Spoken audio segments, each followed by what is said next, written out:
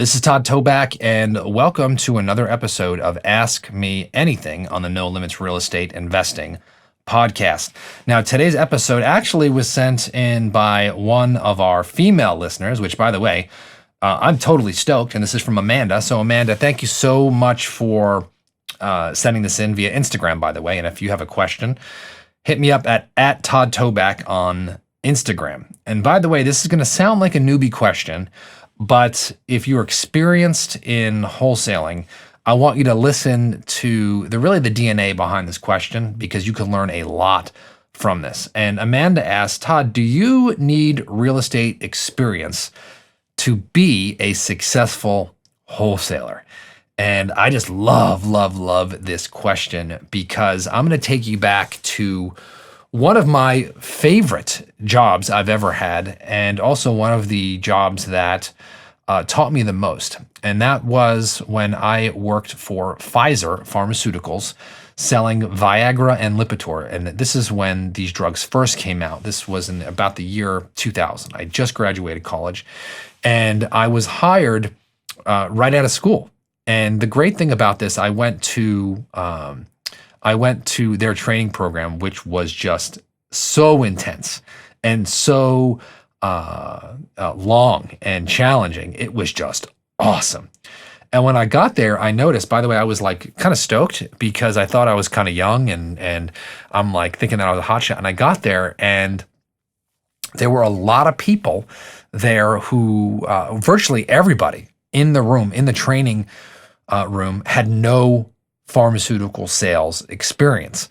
And while I was interviewing with other companies, so I interviewed with Johnson & Johnson, and I had interviewed with a company called GlaxoSmithKline, and I had interviewed with a company called AstraZeneca, they were all looking for people with experience.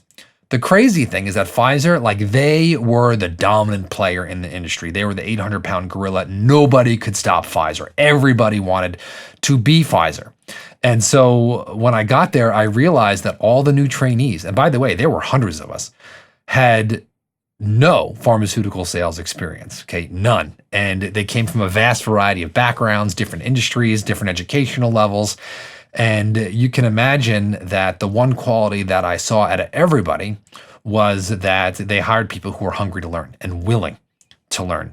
And they also wanted people who were going to bleed blue, right? That was the color of Pfizer, who they were going to basically, for a lack of a better term, be completely brainwashed in their methodology, right? It was their way or the highway.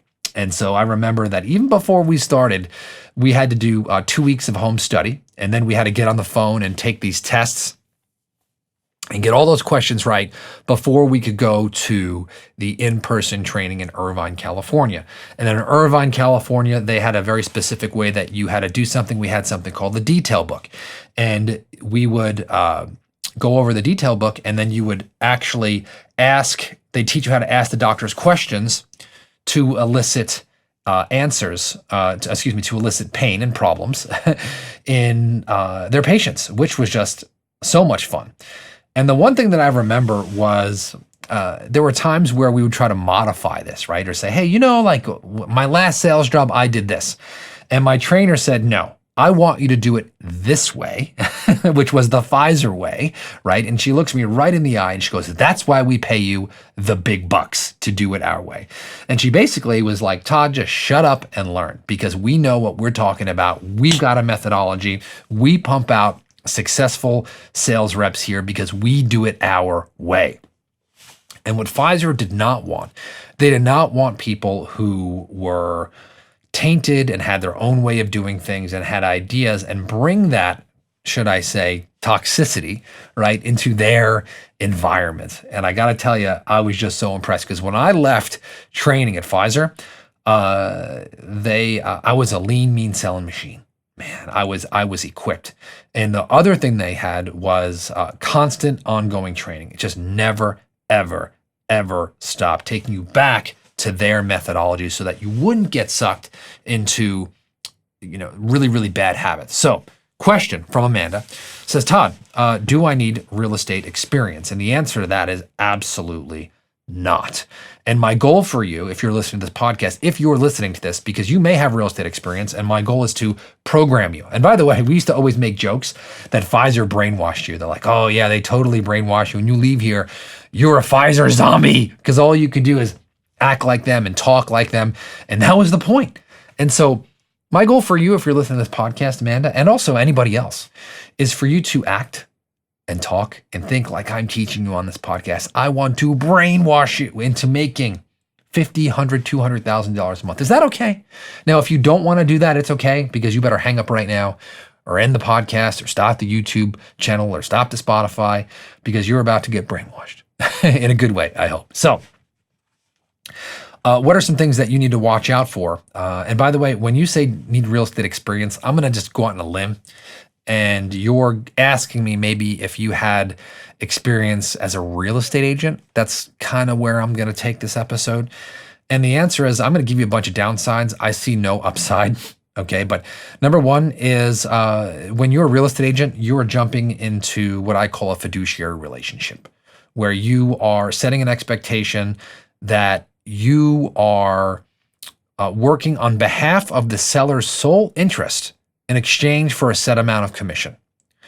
And I got to tell you that when you are a wholesaler, it is just the opposite, right? You are negotiating with the seller to make as much money as possible in exchange for relieving their problem. But they know, right, that you are trying to negotiate what's best for you. When you're a real estate agent, the expectation is that you are trying to get the best deal for the seller. And that is not the case when you are a real estate wholesaler. You're negotiating the best deal so that you can make a profit. And so if you have previous real estate experience, you are taught you're a fiduciary if you haven't a license. And so that's a really, really hard thing to shake. And so I think you're better off without this, right? You want to be trained the right way. The other thing is that when you're a real estate agent, all the contracts that they have are through usually some form of the National Association of Realtors or your state association of realtors. And all of those contracts are designed to protect the broker or the real estate agent. They're not designed for the seller to understand them, nor sign the contract, right? And so for me, I like to use a 1.5-page contract so the seller can understand it, so that they'll sign the contract, they know what's going on. I make it just so easy for them. So that's the other thing. Okay. The third thing is that if you've got a real estate agent, maybe you're used to working underneath a broker, and you don't want a boss in this business. That's my opinion. Okay. And the fourth thing, and this is the scary part that I really, if you have a real estate license, you got to be really careful of this one, especially if you still have it, because number one, you still have that fiduciary line that I talked about here, but also is you may be too quick to stop negotiating with a seller and then offer to list their house. And I have not seen successful wholesalers that play the role of both a real estate wholesaler and a real estate agent. It's just too easy to jump from a tough negotiation to say, hey, you know what? I'll just list your house and collect a commission. I just see wholesalers give up way too early, and there's a fine line. You confuse the seller. And so, that's pretty much it. The last part, I'll make a couple of arguments why you might want to have some real estate experience. And you might say, well, I know how to look up comps. The truth is that the best way to learn values is to, number one, talk to your local cash buyers in your area. And number two, find a really, really, really good broker who works with cash buyers and make them part of your deals. So for me, I prefer, instead of having to learn something, I prefer to have a good broker on my team who sells all of my real estate wholesale deals, who is an expert at selling cash deals, who will tell me what a property is worth, and give me input on where I need to be initially. In exchange, I'll give them my deals to sell, and they'll get a piece of that deal, right? And so that works very, very, very well. And so I'm going to partner and get all the expertise, right? 5, 10, 15, 20 years of expertise from somebody.